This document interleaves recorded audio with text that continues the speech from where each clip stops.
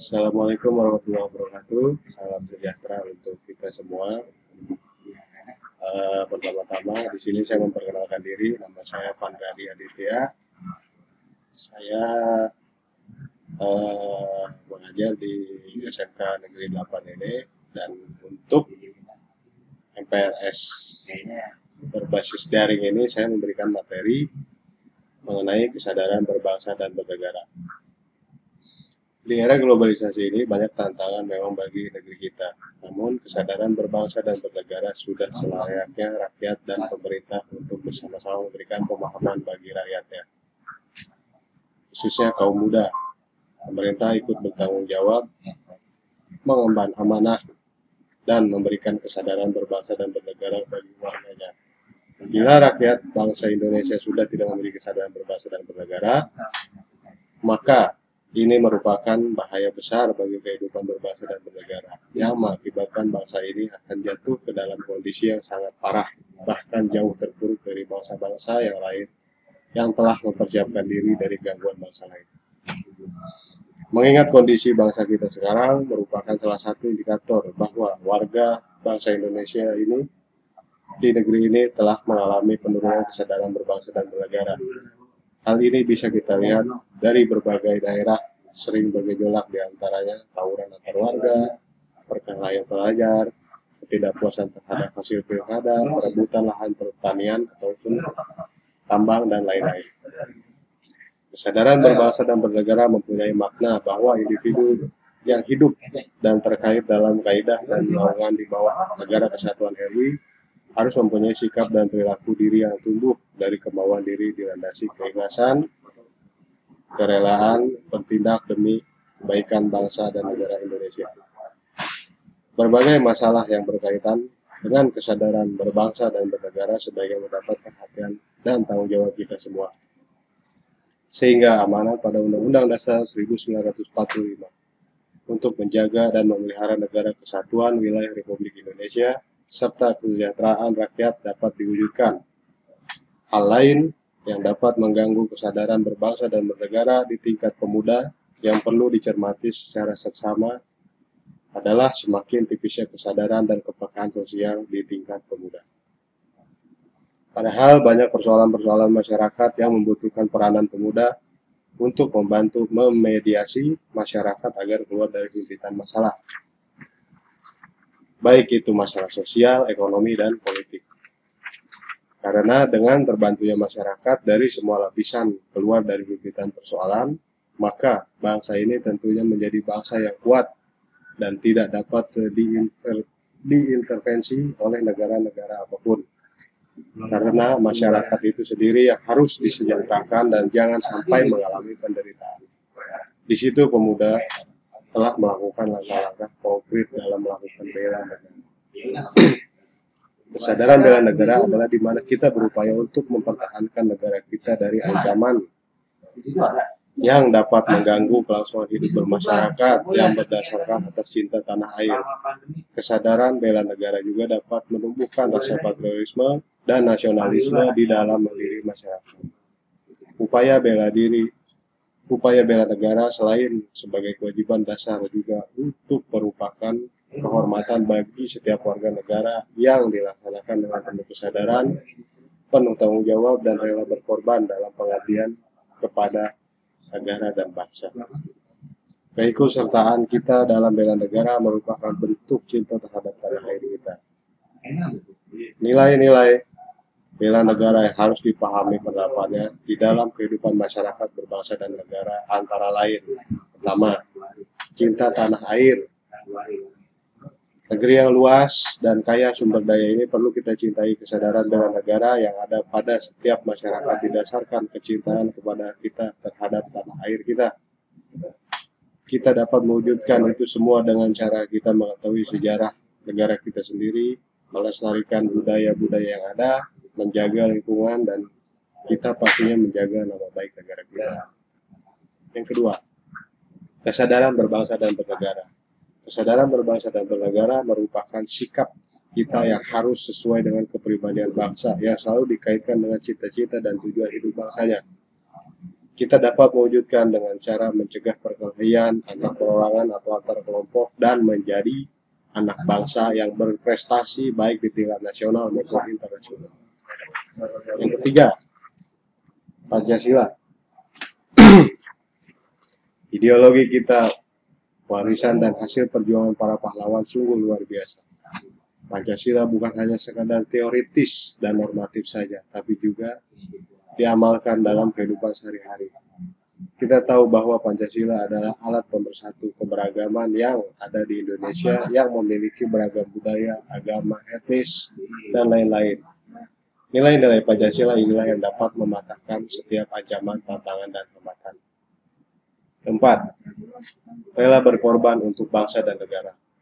Dalam wujud bela negara, tentu saja kita harus rela berkorban untuk bangsa dan negara. Contoh nyatanya seperti sekarang ini, yaitu perhelatan SEA Games. Para atlet bekerja keras untuk bisa mengharumkan nama negaranya, walaupun mereka harus merelakan untuk mengorbankan waktunya untuk bekerja, sebagaimana kita ketahui bahwa para atlet bukan hanya menjadi seorang atlet saja, mereka juga memiliki pekerjaan lain. Begitupun supporter yang rela berlama-lama menghabiskan waktunya antri hanya untuk mendapatkan tiket demi mendukung langsung para atlet yang berlaga demi mengharumkan nama bangsa. Yang kelima, memiliki kemampuan bela negara. Kemampuan bela negara itu sendiri dapat diwujudkan dengan tetap menjaga kedisiplinan, ulet, bekerja keras dalam menjalani profesi masing-masing.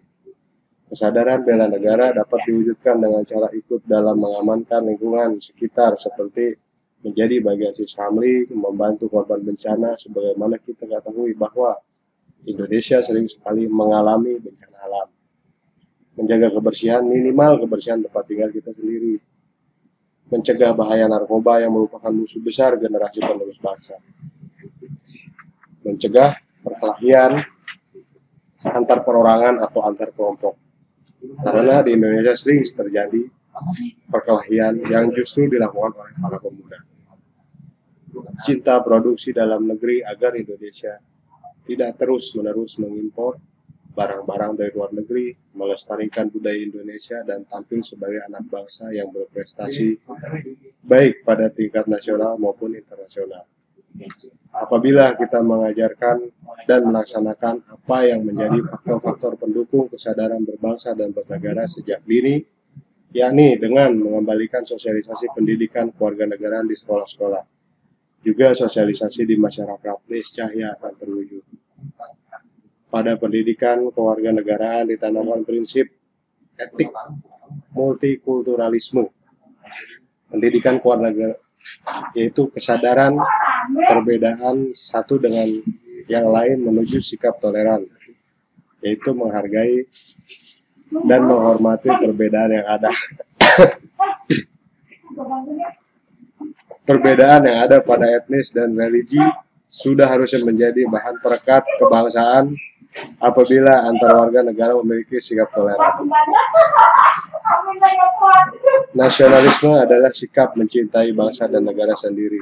Nasionalisme terbagi atas: pertama, nasionalisme dalam arti sempit, yaitu sikap mencintai bangsa sendiri secara berlebihan sehingga menganggap bangsa lain rendah kedudukannya. Nasionalisme ini disebut juga nasionalisme yang kaufilisme, contoh Jerman pada masa Hitler. Dua, nasionalisme dalam arti luas, yaitu sikap mencintai bangsa dan negara sendiri dan menganggap semua bangsa sama derajat. Hans Kohn dalam bukunya Nationalism, Its Meaning and History mendefinisikan nasionalisme sebagai berikut. Suatu paham yang berpendapat bahwa kesediaan individu tertinggi harus diserahkan pada negara. Perasaan yang mendalam akan ikatan terhadap tanah air sebagai tumpah darah. Ada 3 hal yang harus kita lakukan untuk membina nasionalisme Indonesia. Pertama-tama, mengembangkan persamaan di antara suku-suku bangsa penghuni Nusantara. Kedua, mengembangkan sikap toleransi. Ketiga, memiliki rasa senasib dan sepenanggungan di antara sesama bangsa Indonesia. 4 hal yang harus kita hindari dalam menumpuk semangat nasionalisme adalah: pertama, sukuisme, yaitu menganggap suku bangsa sendiri paling baik.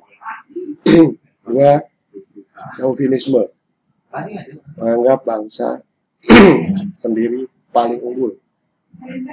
3, ekstremisme, itu sikap mempertahankan pendirian dengan berbagai cara, kalau perlu dengan kekerasan dan senjata. 4, provinsialisme, sikap selalu berkutat dengan provinsi atau daerah sendiri.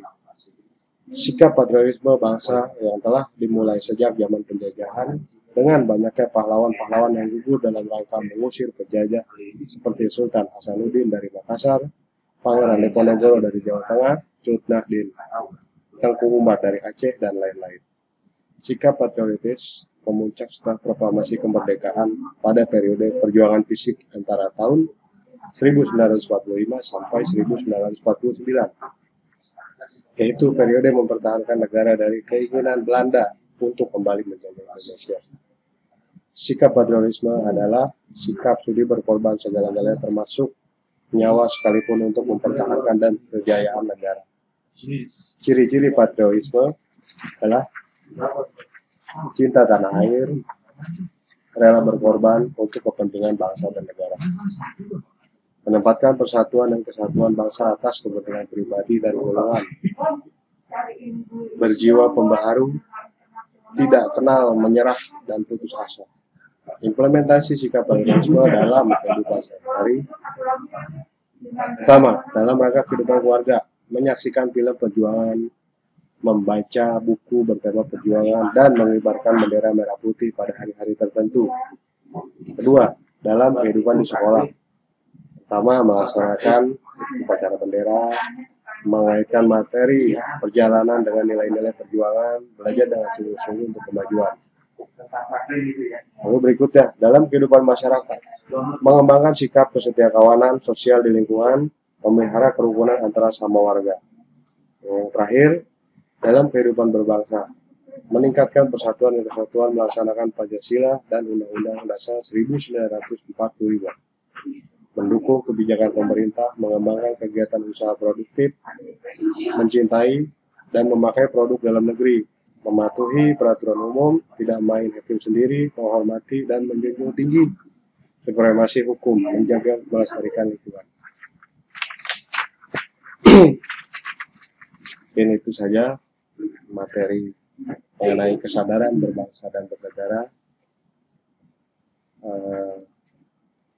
Tentang materi apa yang baru saya sampaikan, itu kalian harus mengimplementasikan dalam kehidupan sehari-hari dan keluarga, masyarakat, dan mungkin nanti di lingkungan sekolah. Ya, itu saja informasinya untuk materi ini, dan saya akhiri. Wabillahi taufiq wal hidayah. Wassalamualaikum warahmatullahi wabarakatuh.